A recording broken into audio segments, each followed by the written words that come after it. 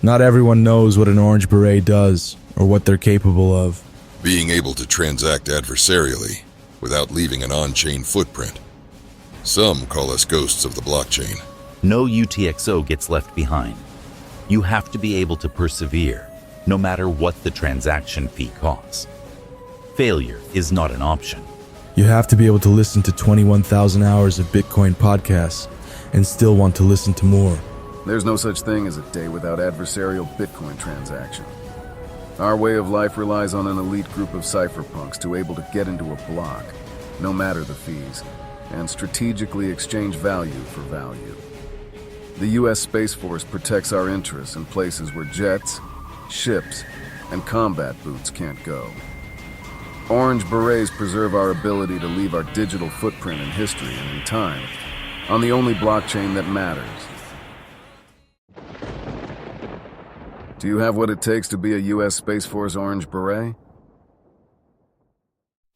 On this week's episode of the Bugle Weekly, credentialed journalists Rod Palmer and Richard Greaser discuss listening to 40 hours of Bitcoin podcasts a week, the Swan lawsuit, and Israel stimulating the American economy by starting a second war.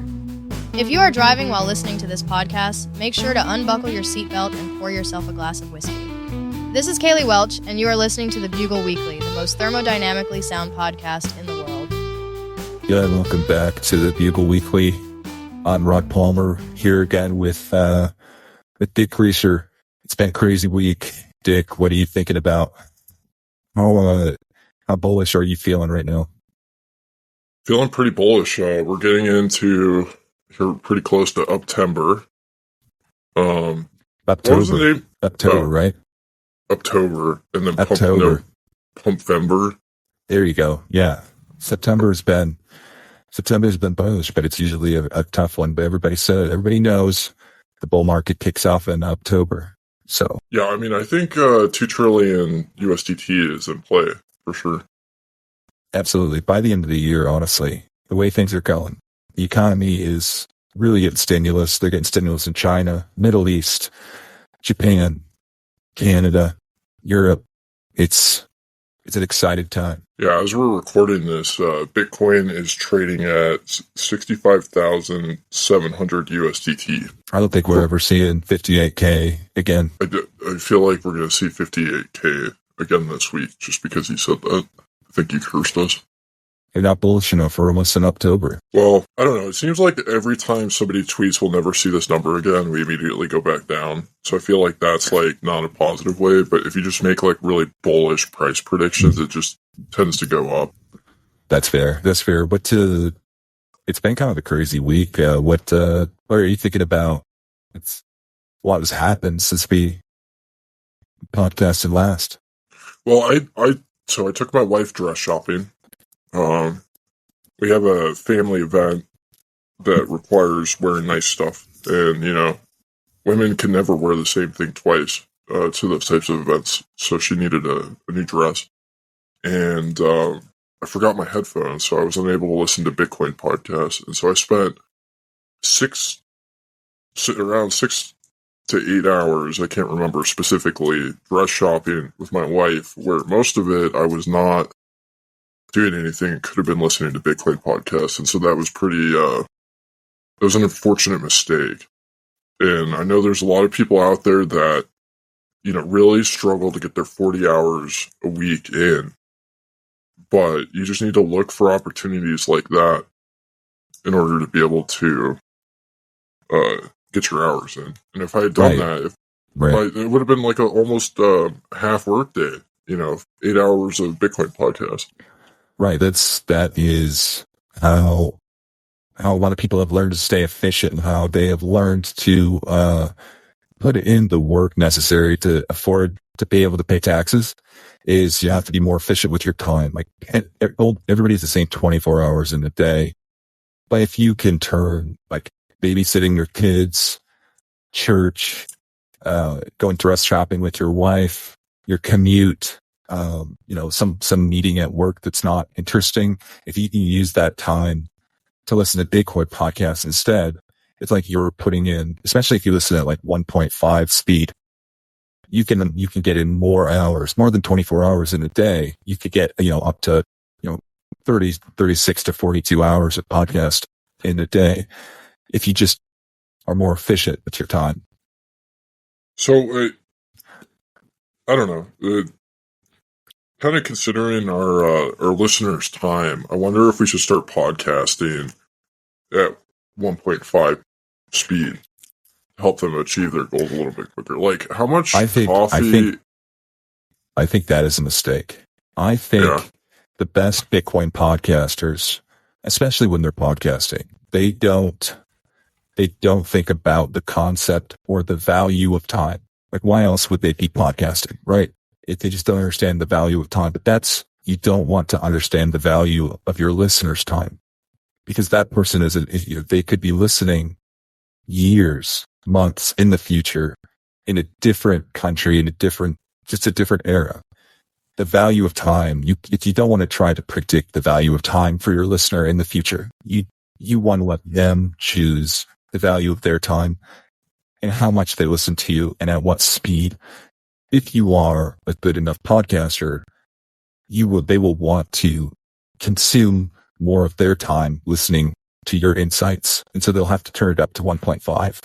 If you're not that good of a podcaster, they might want to listen slowly so they can absorb what you're trying to say. What if we slow it down then? And so, like, 1.5 is actually 1. Like, how much, like, heroin or alcohol? Like, what would be the best substance to, like, really slow us down in order to allow that to happen? I don't know. I think that, at least from my perspective, the amount of podcast hours that we've listened to in our lifetime, we have a time preference that's much lower than most people. So we have a lot of extra time to podcast. And when you have such a low time preference like this, it's just, you can cover such abstract, high level concepts that it does take the listener maybe multiple listens, slow down the speed so they can absorb it all, because it's a little bit more advanced that they can understand. Well, at the beginning of the episode, we played a recruitment ad for the Orange Berets. I'm not sure if you wanted to talk about that. No, I just think it's notable that the Space Force has decided to add, they've launched an elite. It's like the Navy SEALs or the Army Rangers, the Army Green Berets, the Delta Force. It's that version of cyberspace, cypherpunks. And it's to be able to be so good at using Bitcoin and to have such a good understanding that the minimum to get in is 21,000 hours of Bitcoin podcasts. So when you get that much podcast hours in, your time preference becomes so low that you can manage any situation, you transact adversarially and stay calm. It's when you have an elite professional force of people with that low time preference, it's going to be very hard for like North Korea or, hackers, Russian hackers and bots to get past forces like that. How do you track the hours listened to? How do you make sure that people have 21,000 hours? I think that they've got some sort of device that they use that Neuralink implant, and they stream sats to a Department of Defense. It's kind of like Fountain, but it's proprietary. It's top secret to the Department of Defense that tracks how many hours you're consuming directly through a value for value information exchange between your mind or the soldiers' minds and the government. Interesting. I wonder if there's a good way to. I think probably the easiest way to track would be depending on found in minutes streamed, like how many sats that people stream towards episodes. Also, is how many podcasts they boost. I think there's also just a way that somebody handles a situation, or the way that they understand, a podcast that they can recall that perfectly fits a situation they might be encountering. I think that just comes with you can start to see that in their performance. They're like, oh, like this person is elite. Like it's a high level podcast. Because I heard somebody the other day, they're kind of a noob, and they were talking about setting up this really complicated multi-signature wallet, self-custody with their keys, their private keys backed up and distributed kind of geographically. And they were going to put their entire life savings for them and their family into this wallet. And I said, I know you kind of just found Bitcoin a few months ago. Do you think you're ready for this? And he said, well, I heard, a Bitcoin podcaster talk about doing it. So if he can do it, I can figure it out. And I think that a lot of people have that perspective. And I think it's naive. And I think that one of the biggest mistakes you can make is underestimating the skill and sophistication of a Bitcoin podcaster. Yeah. I'm wondering if we have any good examples of this. I bet somebody who's like that is Pies to Pleb, one of our most loyal boosters. He is somebody you can totally tell not only has listened to 21,000 hours, but also, continuously grows that amount with 40 hours a week. But yeah, I'm trying to think of any other examples of people that we've met in person that really blew us away. That really, I think Shadrach would be one. Oh, Shadrach for sure. Yeah, he's got a look to him. He looks like a cypherpunk. Well, our first interaction with him ever was him actually pulling a hat out that said credential journalist on the side. It's true. And he's an early adopter for sure. And he offered to sell me non-KYC cigarettes all at the same time. That goes to show you what I'm saying. Shadrach knows how to transact adversarially. We had you'd never met him before. He shows up to us to the gills in Bitcoin memes and Bugle memes, and he starts offering non-KYC cigarettes. You know right away that this guy is for real. He's legit. This guy gets it. Yeah. Fundamentals. You think he's gotten there? I know he just recently got into Bitcoin. Yeah, I think. Listen, some people they're rookies. Their rookie year, and they put up Caitlin Clark, one of the best rookie years in WNBA history, one of the best players in the entire organization her first year, but she's still a little inexperienced. To only get better. And fundamentals is the same way. When it comes to a noob, he's raw talent, gets things right away. He's got a lower time preference than people from 2017, and he's just a noob. That's crazy. But still, nothing makes up for experience and time in Bitcoin. Yeah, that makes sense. I feel like Udi is almost like a newcomer to Bitcoin, even though he's been around a while. He's like the prodigal son. He's kind of coming back, and everybody's kind of glad that he's brought back the wisdom from other blockchains that he has. It's been very, very obvious that he's adding value. Yeah, I'd agree. Yeah, it'd be really interesting to see just like a squadron of these orange berets running around the conference. Imagine next year at the Bitcoin Magazine conference, a battalion of orange berets show up, and it 100x's what Corey attempted to do with the Swanfluencers that one year, where they were running around in their Air Force jumpsuits. Yeah, I that would be a sight to see, but I think that the best orange berets will be out of sight. They'll be operating undercover. Right. They will be incognito, like a browser. You don't think that that if you use one of those incognito browsers on the correct Linux distro on a typewriter, the FBI can't see what you're searching, right? I don't know if you knew that.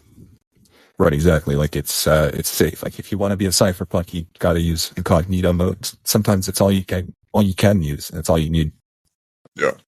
But there's certain things that you shouldn't use incognito mode. So when your wife is checking your browser history, make sure that you do all your Bitcoin podcast stuff, all your searches, not in incognito mode, so it saves your browser history so that she can be orange pilled. Yeah, for sure. Okay. I want to segue into something. So I recorded with high hash rate last week. That was one noteworthy thing. And nice. How did that one go? Well, I had a breakthrough. I realized on the podcast why there's not that many women in Bitcoin, and how that will change. What did you discover? What did you realize? Your epiphany. So, all these people that have wives that are in, Bitcoiners that have wives that aren't into Bitcoin yet, or they're kind of tired of hearing it, or, guys, orange shells that have gone on lots of dates but have never tried to orange pill a date. The primary thing that, I think all these men are failing to understand is that women just want to be listened to, right? Right. So they're trying to mansplain Bitcoin, right? And that's not the women want to hear. No, exactly. The women don't really want to hear anything, except for you to just shut up and listen to them and ask questions. You know what I mean? And how can you exploit that discovery to orange pill them? Well, I think one of the primary ways is to just ask any women that you can find to come on your podcast. And that way you can just listen to her and ask her questions. And then when she realizes that there's a huge audience that will boost her on Fountain and listen to what she says, she's going to become very interested in Bitcoin. Right. Once she finds out that she can talk about this one subject and just make a lot of money, have a lot of people listening, and have a lot of people paying attention to them, that would incentivize her to get into Bitcoin. Yeah. Well, they're just kind of incredible things. So, because there's such few women in Bitcoin, the few women in Bitcoin that are here seem so much more attractive than they would be if there were a lot more women. If there's a harder difficulty adjustment upwards. Right, so it's like the early adopter advantage. You can be kind of just mid or just mildly attractive as a woman and really get that market share quickly. Yeah, for a harder competition. Yeah. They have a term for this in the military, because when troops are deployed, they don't get to see a lot of women. And so women that they do see seem a lot more attractive than they would if they were at home. And I forgot what the term is. They call them a desert queen. Desert queen. Yeah, I've heard that. I was watching a movie where Tina Fey portrayed a credentialed journalist in Kabul, Afghanistan, and they called him Kabul Goggles in that one. That makes sense. So it'd almost be like conference goggles. Going to a Bitcoin conference and having conference goggles on. Yeah, I wonder if you could call it PodConf goggles. PodConf goggles, yeah, that'd be perfect. I bet you there will be... I just think when we're in Vegas, there's going to be a lot of hot feds there. You won't even need conference goggles. You'll just see a hot girl in a red dress and she'll want to talk about, how sad she is that what Bitcoin did switched to Mr. Obnoxious. And you'll be like, hell yeah, I'm talking to this girl tonight. She's definitely one of the hottest feds here. Where do you think the feds were sending their hot agents previously before Bitcoin podcast or conferences? Well, where were all those resources being centered around? They were probably sending them to Wall Street conferences, to gun conferences. I mean, they made the lady in charge of the NRA hot babe. A lot of right-wing podcasts and some of those areas. That's where they sent their hot chicks. Yeah, I bet they sent them to militia groups, all sorts of things like that. Right, these women know how to transact adversarially. So you have to be on your toes, because they will definitely drain your custodial lightning wallet when you're asleep if you're not careful. Well, they figured this out in Mexico. So, one of the more common journalist jobs that the feds like to take is being weathermen. I don't know if you've ever realized this. No, go on. So, why the feds, why do they want to be the weathermen on the local news? Is because they want to be able to explain all these weird weather phenomenon that happen as a result of the CIA manipulating weather, right?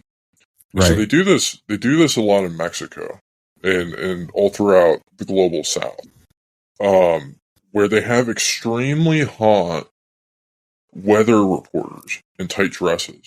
Mm. And those are like these various countries' version of their intelligence agency. So that's where like the hot spooks are. They're on the weather. Interesting. And they could theoretically, when they see the value, they could come to Bitcoin podcasts and spend that energy there. Well, one of the things that was really crazy, I don't know if you watched Mark Zuckerberg at all. His transformation is crazy. He's trying to seem cool. Seems like AI is helping him to kind of connect with, regular people. Well, yes, 100%. The thing that was, very fascinating about it all, I've started to see this on other, platforms as well, is they have live dubbing, so language doesn't matter anymore. And interesting.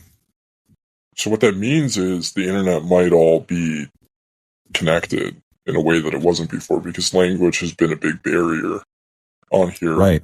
Right. We can just share memes now. Which means that we're not going to be like our Twitter feeds and spaces and, podcasts and stuff like that. It's not going to be dominated by hot American feds, but we could have hot, podcasters and, feds from the global south. So we could have some big booty Latinas like dominating Bitcoin Twitter and various platforms. That would be big base to orange pilling, big booty Latinas. Yep. That would really change the game. That would really spark engagement. It'd be very useful. Yeah, it'd be pretty, I don't know, the dynamics are shifting, and, I'm kind of afraid for many of the male podcasters that, there's almost, so I know like last week we talked about how a lot of, trans women, men that transitioned to be a woman are starting to see, pay discrepancies for being women. I think a lot of these hot BBLs are going to actually see a premium versus like a loss in revenue.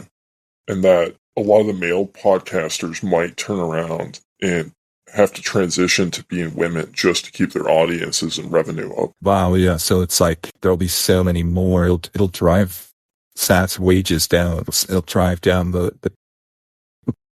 salaries, and they'll have to have a higher audience. He won't be able to just get by with a small audience. He'll need millions of listeners, and the only way to do that is to become a hot big booty Latina.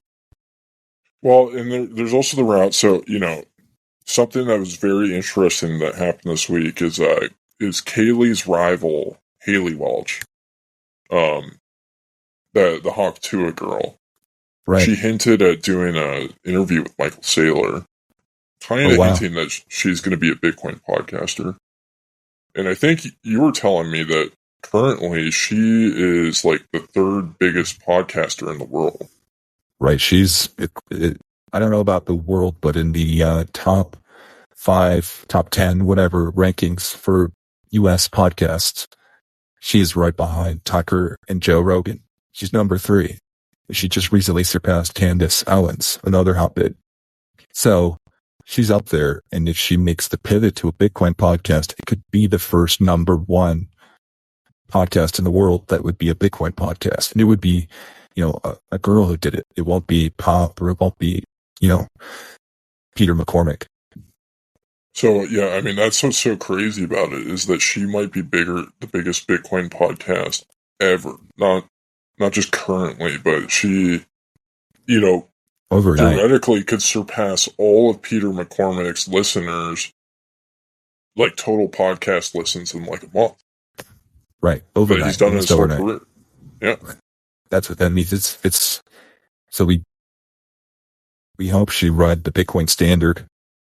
We hope she listened to 40 hours of Bitcoin podcast, because otherwise, it will be the blind leading the blind, which is number one. Yeah, but I think, just think about, like, her orange pilling is going to accelerate so much, by having these different guests on. Like, this is something that was very confusing. She could surpass Dennis Porter. That is a bold statement, but there's a non-zero chance that's possible. Right, like she could completely obsolete Dennis Porter. That is a risk. She could become more important to Bitcoin than Dennis Porter before the end of the year. Well, I think they would complement each other because, there's a lot of politicians that aren't into, like, super alpha males. Like, if Robert Breedlove or Dennis Porter walked in the room, they'd probably feel, kind of uncomfortable. But when there's, like, a young girl that looks borderline underage, they get really excited. Right, that's true. And so, like, there will always be a place for Dennis, because there's all these, like, crusty old ladies that, like Elizabeth Warren and AOC and Nancy Pelosi, that, Dennis will get them really, really excited as he orange pills them. He just has, like, a really, like, sweet way of doing that with some of these older folks. That's right. So everybody really just there's an audience for everybody, and it's just a new audience that Haley would bring in, and it would be a wider level of influence. Yeah. Maybe lower value influence, but a higher level. Individual influence, touch points. So, I mean, if you just think about it, so, like, if Dennis Porter went and tried to pill, like, Hillary Clinton, like, he would be incredibly effective at doing it because, she's probably feeling kind of lonely and, just hurt. But if you sent Kaylee to her, she would just be like, wow, you're just like, 20 of the women that Bill has slept with and cheated on me with. Right, exactly. Go ahead. I mean, they just, like, this is the thing that people have to understand, is, like, they have to understand the market. And instead of feeling threatened, they have to adjust to it. So, like, if you're a male Bitcoin podcaster, maybe you should consider transitioning into a woman. Maybe you should, like, look at doing something more interesting that's not, like, the same thing as everybody else. But yeah, I mean, there's stuff to be learned here, but I predict women are going to start coming in mass and taking over. And, like, this is why Alex Fetsky is so uncomfortable right now, and why he is, talking about women need to stay in the kitchen, is because, like, he's very afraid that his podcast is about to get decimated by people like Kaylee. Right, he sees the threat, You have to be careful of a cornered podcaster. When you put a podcaster in a corner, they can lash out, and it can be pretty damaging to different sponsors and advertisers that are looking to kind of stay uncontroversial, but then you kind of put them in you put PodConf in a weird position if you get a little bit too ideological sometimes. Mm-hmm. No, I don't like that. They don't like it. But another big thing that happened in the news today, or this week, excuse me. Did you happen to see that lawsuit? Did you happen to see that, or read that? I did. I actually had a bunch of, different, like, CEOs of different companies in the space reaching out to me for DMs, asking if I had, like, the actual full copy of it, which I, of course, did, because I'm a credentialed journalist. Right. It was pretty wild. It was a bombshell, right? A bombshell. It's pretty strong accusations. let's be frank. Tether and Corey, they kind of had a disagreement about how to use dollars to strengthen Bitcoin, to make Bitcoin better. So after the Tether CEO basically said, I think the best CEO in all of Bitcoin is Corey. And Corey said that he told him that multiple times, but it turns out that he decided to learn the trade secrets of America's best Bitcoin CEO and use those trade secrets, steal them, and use those secrets to make their own employees, the Swan's own employees, help them steal those secrets and create a new company that Tether controls. Just a wild story. I just can't believe that happened. Yeah. I mean, the lawsuit was pretty damning in multiple ways. So in one of the ways it was pretty damning of Swan in particular.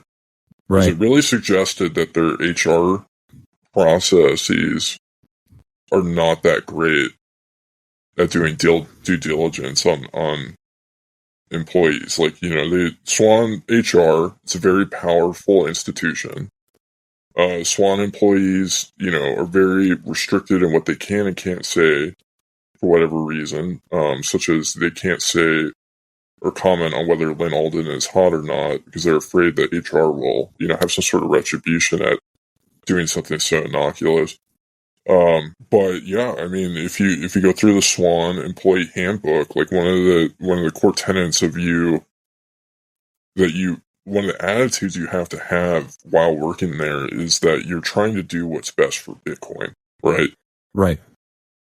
And so something that Corey was very passionate about, which, is one of the core tenets of PodConf, is using dollars to make Bitcoin stronger. And so this lawsuit alleges that, these employees that broke off from Swan, that you just went into a little bit, that they, at their core, they didn't want to use dollars to make Bitcoin stronger. They were actually allegedly more interested in making dollars for themselves. Right. Yeah, exactly. It was a fundamental contradiction in values that these people were trying to work together to make Bitcoin stronger, but really they just wanted more dollars for themselves. Yeah. So, I learned a little bit about Swan's hiring practices as a result of, my interest being piqued at this article. But did you know that, as Swan hires different people, HR actually records a podcast with the prospective employee, which Brady Swenson. Of course, yeah. That's gives something for the hiring managers to listen to see if, that person is good for Bitcoin. Yeah. So, right. kind of going back to, you were explaining to me how, the Orange Beret selection process works. I mean, this is something, I'm kind of concerned about, is if we don't have a good way to document whether or not somebody's listened to enough Bitcoin podcasts, they might be able to deceive us. Yeah, that's right. Like this, how a lot of people are thinking, how do I prevent this from happening to my company? And here's part of the problem is you probably know who Preston Pish is. He's a podcaster in the space. His podcast is called We Study Billionaires. And so what they do is they study billionaires. They read their books. They study their public statements, their letters to shareholders, and they try to learn what very successful billionaires, they try to learn their trade secrets. They try to learn about how they do business so they can emulate that, so they can copycat it and make a lot of money themselves. Well, that's what Tether was doing. And it's what a lot of people can do, unfortunately, because with Swan, it's so many podcasts, and Corey would go on so many different podcasts. He'd go on YouTube, he would go on the Swan channel, and he would tell people his trade secrets and what he was doing and how he was going to be successful. And unfortunately, Tether stole the secrets by listening to all these podcasts, and you can do that too. There's not a good enough protection for people to share their ideas on podcasts and not have them stolen and used to build successful businesses. When it's like, that was my idea. This is the podcast I shared it on. I should be able to see this is a copyright infringement. Okay, so that's pretty interesting. So, like, HR, like with every employee interview, would record a podcast that Brady Swenson would have to listen to. Do you think that they were potentially doing that to ask a bunch of potential hirees ideas and then take their ideas, and that's why the podcast was recorded? Yeah, exactly. And it's not just the ones submitted to HR. Every podcast that they sponsor is basically subsidizing getting people to come on and give their best orange pilling story or give their best idea for a new Bitcoin product. And then they can take that idea and implement it. And if it's successful, well, that was, it was cheap. It was instead of having a product developer or somebody on staff, you have to pay a salary, expensive salary for them to build products and have ideas. You just take them from podcasts. Was Preston on the payroll at any point? He's on the payroll, for Swan in the past, I think, with River, with others. I mean, there's multiple companies in the space who are advertising on and sponsoring Bitcoin podcasts and taking those ideas. Interesting. So essentially they get all this information on billionaires for very little money. Exactly. And the difference is billionaires like Warren Buffett and Ray Dalio, they know what they're doing. They know it's going to be studied. They know that their books and their content is going to be studied. They're very careful about what they say and the information that they share. And I think that Bitcoin podcasters have to learn that same discretion if they don't want their ideas to be stolen by other companies. Well, this is something that memers have been struggling with for years, which is dealing with how to deal with Dan Held's theft of intellectual property in the form of memes. Right. It's harder. It's a lot harder to defend intellectual property on a meme than it is a podcast idea. I guess this is, if you're going to share a meme, you can kind of expect it to be stolen by Dan Held. Only if it's good. He only steals good memes. Right, of course. So maybe that's like a good barometer. It's a good one. Yeah. It's a good barometer. Right. Kind of like an ironic barometer. Well, yeah, I mean, this lawsuit has been That's very why you have interesting. to put watermark. That's why you have to put watermarks on it. That's what Strike learned.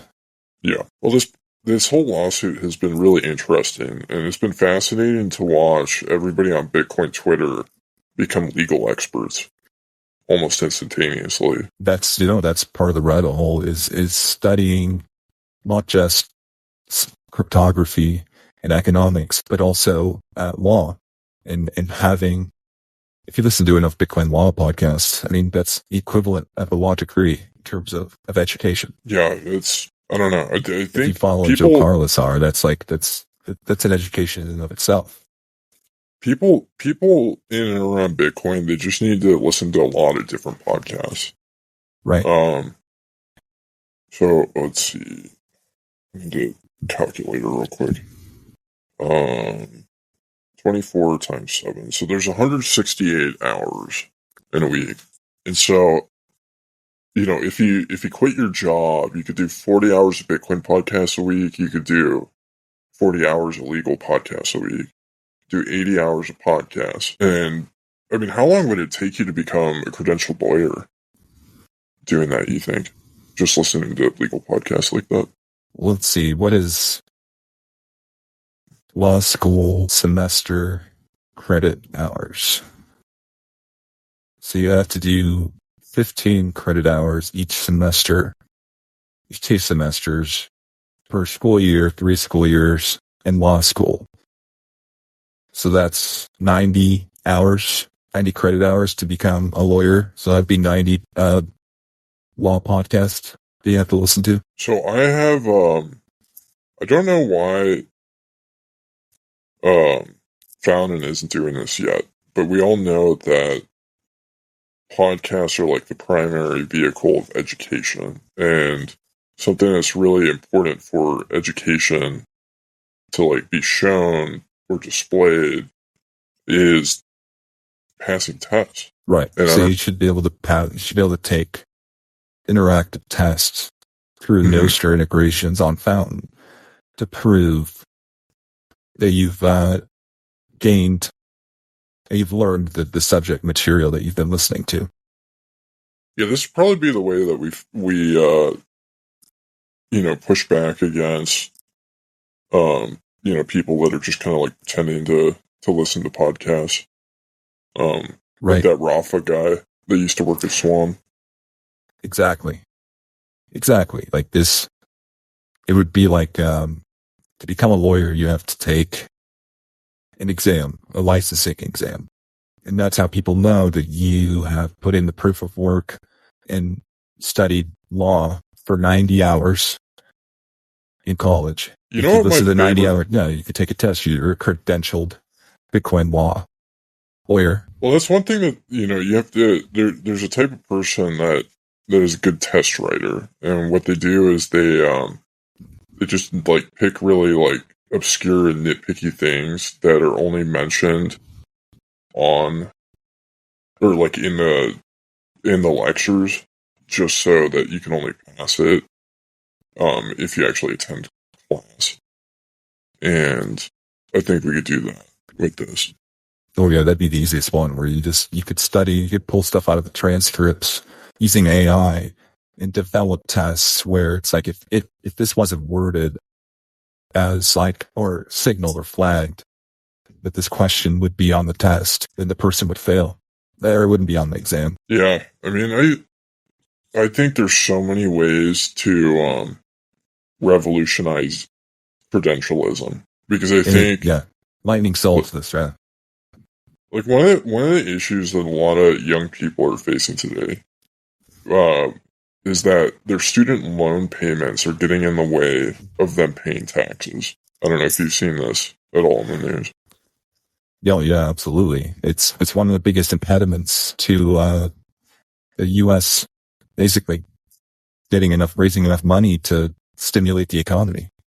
Yeah, it's unfortunate because a lot more money could be sent to Israel right now. If it wasn't for student loans. Yeah. And that is, it's a well-known fact that Arab countries such as Qatar, and others who are aligned with some of Israel's enemies, that they have a lot of control and a lot of investments in colleges, because the higher they can make your college degree cost, the less taxes you can pay, and the less that those taxes can be used to support Israel. Yeah, I want to hear like a good breakdown for Jimmy's song on how Bitcoin fixes this. I hope he listens to this. I hope he thinks about that, because it's easy to talk about stuff like religion or how Bitcoin fixes the education system in the United States. Like, those are pretty easy. We figured that out already. How Bitcoin fixes this, but fixing the Middle East it's been a problem for thousands of years. Gold didn't fix it. The petrodollar didn't fix it. I think Bitcoin can fix it, but we have to figure out how does Bitcoin fix, Israel, Muslim, Jewish relations. It's our ultimate test. Well, I think one of the ways it fixes it is, it props up the relevancy of the dollar long term. Because when the U.S. government, buys it and, pumps the shit out of it in price, this is why I'm so bullish on the price, and I think it really can reach 2 trillion USDT next month, is, essentially, for that reason. And so, like, what that ensures is that the Israelis are able to indefinitely benefit in assisting the U.S. government from stimulating the U.S. economy by perpetuating conflict. And so the CIA, will fund the Arabs using Bitcoin, in order for them to have money to buy and launch missiles.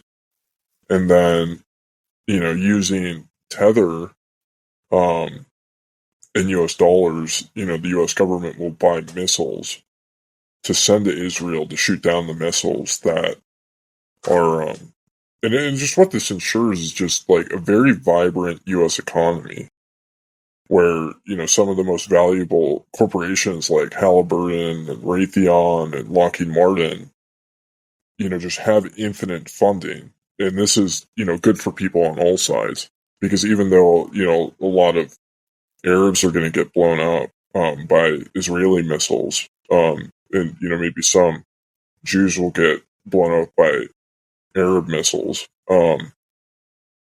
like both their economies will be booming essentially from the influx of jobs and money coming from outside. So it's just going to make things a lot more efficient. Yeah, it's nothing makes me more bullish than looking at that situation in the Middle East right now and seeing like the positive effects that Bitcoin's going to have. Well, like right now, Israel has 2 wars going on at once. Imagine like if they stabilize the energy grid in Israel with Bitcoin mining, if a bunch of the residents are running, demand response with their bid axes. Right. Like they could be launching 3 or 4 wars all at once. The more thermodynamically sound your energy system is and your monetary system when it's in harmony, the more war you can afford. Like they could directly, with the U.S.'s assistance, invade Iran. They could be looking at countries like Egypt. They could be looking, it's kind of incredible to think how many fronts Israel could fight on, with U.S. support. Just as the world continues to hyper-Bitcoinize and Bitcoin continues to fix things. It's that almost gets me as chubbed up as Dennis Porter. Yeah, I mean, we could be looking at a day where I don't think Dennis Porter's been to the Wailing Wall yet, but that is definitely a matter on of time. Yeah. Okay, so do you have any like predictions on the date that Dennis Porter's going to take a selfie at the Wailing Wall? I think before I'm going to do, I don't know, the over-under, I'll set it at the next halving. That's okay. So you're thinking at like 2028. I'm thinking 2026 because I think he needs to do it before 2028 when he's likely going to run for president. Good point. Yeah, I think that's a safe assumption. Maybe we could lower that one to 2000. At what point? 2026. Yeah, there's a part of the U.S. Constitution which a lot of people don't realize, which is that you're not allowed to run for president until you've actually visited the Wailing Wall in Jerusalem. Oh yeah. So that's the marker to watch is when he goes. That's ultimately serious. Well, yeah. Was there anything else this week that we needed to cover before we go into the boost? Oh, I don't know. I guess there's the one last thing I wanted to talk about, which was the Star Wars. Oh yeah, remake. Yeah. What's going on with Disney? Absolutely. We'll have to be quick on that. Maybe we'll have to start next week by going into it some more. But hello, this is Lucasfilm President Kathleen Kennedy. I want to apologize to all Star Wars fans for ruining the sequel trilogy. We will be remaking all of it and recasting it to reflect that Bitcoin has already won. Rey will continue to be a Mary Sue, but it will be much better as Lynn Alden will be playing her. Here is the teaser trailer for The Cypherpunk Awakens. Who are you? I'm a hot macro podcaster.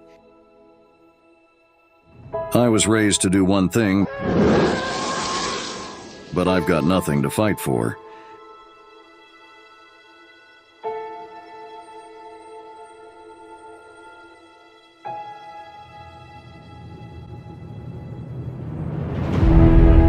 Nothing will stand in our way. I will finish dollarizing Bitcoin.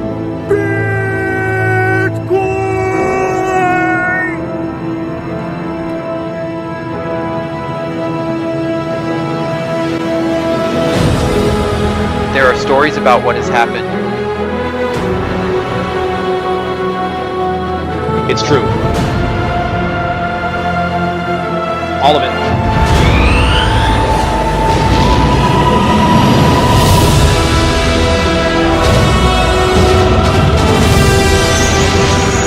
dark side. The Jedi.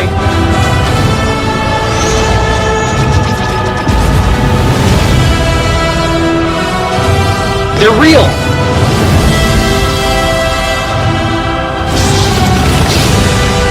The Force is calling to you.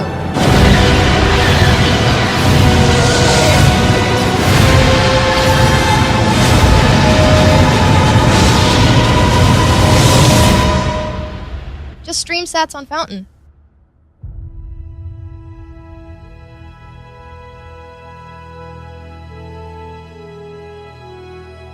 Sorry about last time. I promise we'll do better this time around.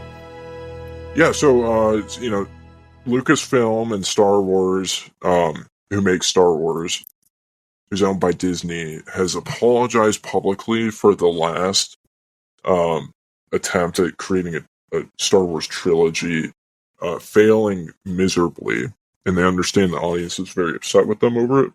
Mm-hmm. And so they're redoing all of the episodes to make them not suck. And one of the things that they've determined is a good idea is to use a few different Bitcoin influencers as cast members. Like, they want to make it very clear with this this new series that Bitcoin has already won. Wow, I'm so excited to know which characters from this industry kind of fit the archetype. What have they got in store for us? Well, just briefly. So Michael Saylor is going to replace Kylo Ren. Dennis Porter is going to replace Han Solo, and Lynn Alden is going to replace Rey. And Kathleen Kennedy, one of the big complaints in the last trilogy was that Rey was a bit of a Mary Sue, which is just the term used for an overpowered female character. Right. That doesn't really, experience any conflict. They, because like most characters, like they kind of develop throughout the storyline. So they like start out weak. So you look at like somebody like Luke Skywalker, but like, Rey was like 0 to 100, barely any development. She's just a Mary Sue. And that's kind of how I feel Lynn Alden is as a character. So I think she's going to be good for that role this time. Oh, perfect. Yeah. They're really casted this very thoughtfully, very deliberately. Yeah. All right, let's get into Fountain Boost. Oh, yeah, I'm excited for the series though. I'm a Star Wars fan. Oh, me too. I don't think that you can be a Bitcoiner and not be a Star Wars fan. I know a lot of shitcoiners like Star Trek, but Star Wars seems to kind of bind this industry a little bit, or this community. Yeah, Vitalik's very into Star Trek. Yeah, exactly. That kind of tells you all you need to know. All right, let's get through these boosts real quick. We'll call it a week. First boost is from Miss Hoddelnut 420 for 20,000 sats and said, I took a week off, ... Sheesh. Despite all of Rod's negativity towards me, I'm still a loyal listener. I saw this and this prompted me. This is why I shared. You can go and check it on Nostr and Bitcoin Twitter. I shared a screenshot of the kind of stuff that Miss Hoddelnut sends me on a regular basis. So if you're curious about why I have very little patience for her antics, that should kind of explain it for you. But nonetheless, I appreciate the boost. I mean, it's been a very interesting back and forth to watch, and I'm just kind of a neutral third party, I would say, in this situation. Yeah, there's some of our listeners, they think I'm too hard on her. Some of them have a crush on her. I just wanted to share for this. I can't say this enough. If you're into her, go for it. You're not going to offend me.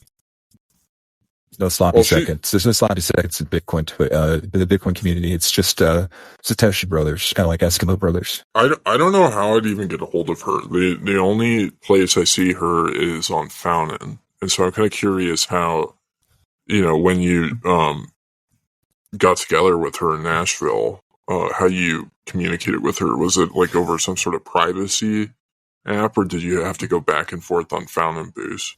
Essentially, no. Trust me, when she's got an interest in you, she will find you on Nostr. She will zap your profile with 69 zaps until you message her.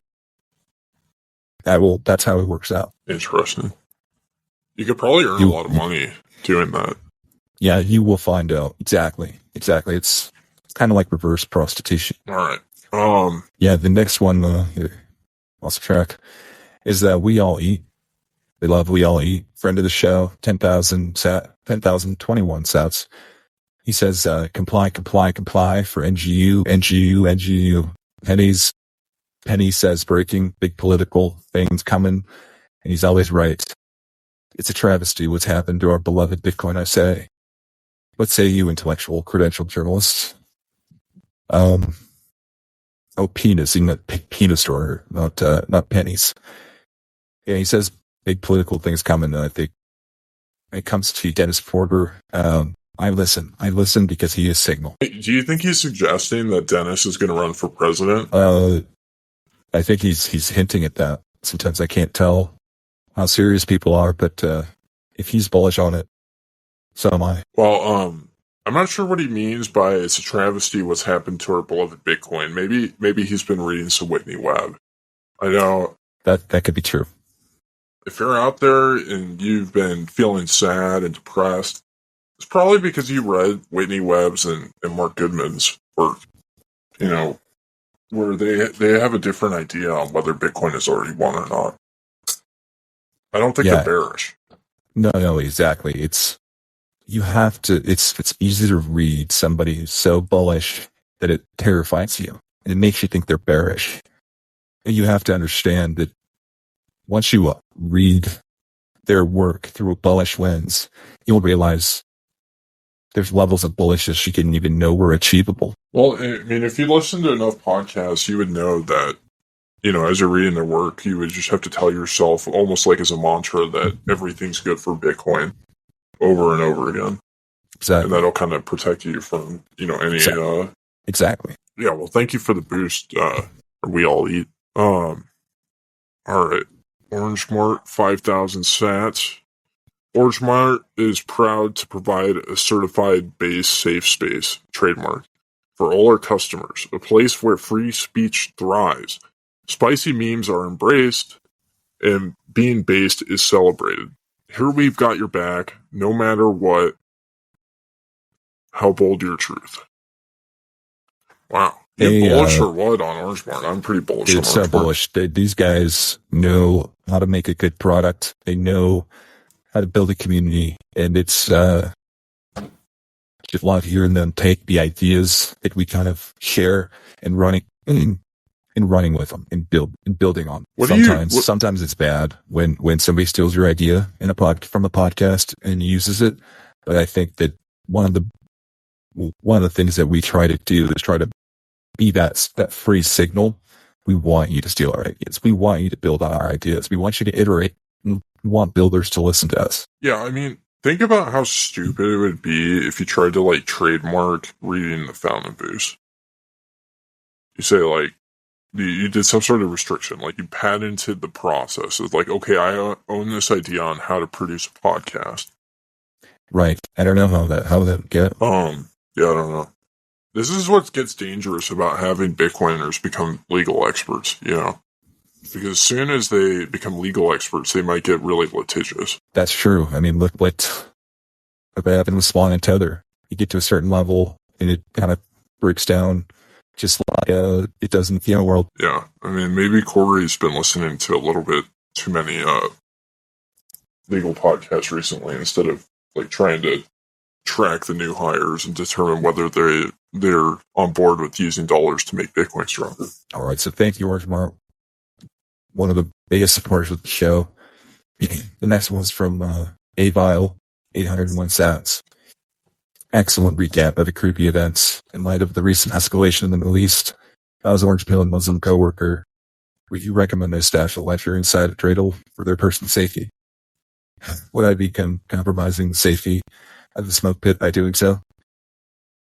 No, I think that's smart. I don't know what the solution for that is, but I think that finding a way to protect your friends in Orange Pill before it's too late is I like where your head's at. Yeah, I guess there's this idea which is OPSEC depending on whatever your cultural like setting is in. So like, you know, if you lived in a predominantly Catholic area, you could you know, hide your hardware wallets inside, you know, your little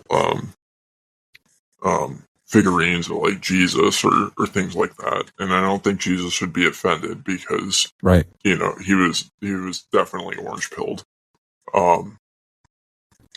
If you live in Israel, you could use a dreidel, but you know, they're probably very suspicious of things like that, so it'd have to be based on, you know, what time of the year it is. But like if you wanted to like write down your ledger seed words on the piece of paper that they give you, you could put that, you know, hide it inside of your yarmulke, and they would never check inside of it. So there's tons of strategies here. Yeah, I think if you have any ideas on how to keep the Muslim brothers and sisters safe with their hardware wallets at this time, send those in. Shows at the Intellectual Silk Road. Well, yeah, I mean, I guess you could like have your wife just like hold on to the hardware wallet under her burqa the whole time. You know what I mean? But That's not true. like not every Muslim area like either wants or likes people with burqas. So that there's a bunch of different subcultures there you'd have to look at. But in the most like fundamental Muslim areas where they require women to wear burqas, you know, she could really secure your stash pretty easily because no man's gonna Right. you know, go look under her burqa. You got to get creative. You've got to know the culture and know the taboos. I think that you can find the solution there. Smart thinking. Oh yeah. Next one is from Pies to Pleb for 420 sats. Pies, we know you're listening to 40 hours of podcasts a week. Keep up the good work. But Oh yeah. the emojis, beer glasses clinking together 3 times, and then 3 cigarettes in a row. Cheers, cheers, cheers. Cigarette, cigarette, cigarette. Sometimes the you know, a few emojis says 1,000 words. Thank you, Pies. Again, one of the most loyal listeners. I'll read the next one too. So I think this is the last one. But BTC on board did lightning emoji, banana, rocket ship. I don't know how to translate that, but it seems bullish. Well, thank you everybody for the boost. And you got any final thoughts to wrap up today, Rod? I just think that there's a lot of people going through, you know, some of their family members or some of their friends or just some of the people they argue with on Bitcoin Twitter. They're saying like the predictions haven't come true, haven't come to fruition. That you know, maybe another coin or another stock is a better choice, but just remember to have a lower time preference. Like lower time preference fixes all these doubts. And October will bring NGU finally. I'm ready for it. Me too. I'm ready for $2 trillion USDT per coin. By Thanksgiving. Yeah, my final thoughts on today is quit reading Zero Hedge because your liver can't handle the alcohol consumption you have to consume to offset their bearishness. Yeah, that if you find yourself reading Zero, that makes Winnie Wet seem like simply Bitcoin. You're gonna have to read articles about Ethereum periodically, and then you're gonna see a bunch of like stuff about politicians, stuff about interest rates in Japan, stuff that just doesn't matter. A lot of noise. It's all doom posting. And I think part of the problem is they aggregate a bunch of non-credentialed journalists. Like I think that's part of the reason why it's so bad. But exactly. Yeah. Anyways, like people like Tom Luongo are on there all the time. Yeah. He's not properly credentialed. Exactly. But yeah, thank you everybody for tuning in to this week's episode of the Bugle Weekly, and we'll catch you next week. Later. We could have flying cars, but we got swindled. We would have lived in the future, but our vision dwindled. I know you know. We should be flying and driving, but that then TV tells lies. You're stuck in traffic when you should be able to fly. I know you know. but you continue on. Get to struggle along. I hope you hear me now, but the world we could have had won't be allowed. Yet that is not an excuse to stop and bow. We got this, we got this, we got this. You can't numb your pain to run and hide. Don't be the reason that freedom died. We got this, we got this, we got this. You kicked your king in the balls before they were born, worshipping the wicked that should face scorn. There is a way out. Don't give up hope now. You're not a waste. Just see what we can do. So smoke another cigarette or pack some chew. But you continue on. Get to struggle along. I hope you hear me now, but the world we could have had won't be allowed. Yet that is not an excuse to stop and bow. We got this, we got this, we got this. You can't numb your pain to run and hide. Don't be the reason that freedom died. We got this, we got this, we got this. Progress went downhill when the smoking bans came. People with minds became discouraged and estranged. First we could fly in cars, but we got swindled. We would have lived in the future, but innovation dwindled. I know you know. You know. We should be flying and thriving, but that damn TV tells lies. You're stuck in traffic when you should be able to fly. I know you know. You know. But you continue on. Get to struggle along. I hope you hear me now, but the world we could have had won't be allowed. Yet that is not an excuse to stop and bow. We got this, we got this, we got this. You can't numb your pain to run and hide. Don't be the reason that freedom died. We got this, we got this, we got this. Ooh. Your parents chose timeshares and easy debt instead of creating brighter future with work and sweat. They banned cigarettes and robbed you of cars that fly. Cheered on surveillance cause the CIA told them lies. You should be disappointed but not repeat their mistakes. Buy a pack of Marlboros because this game is high stakes.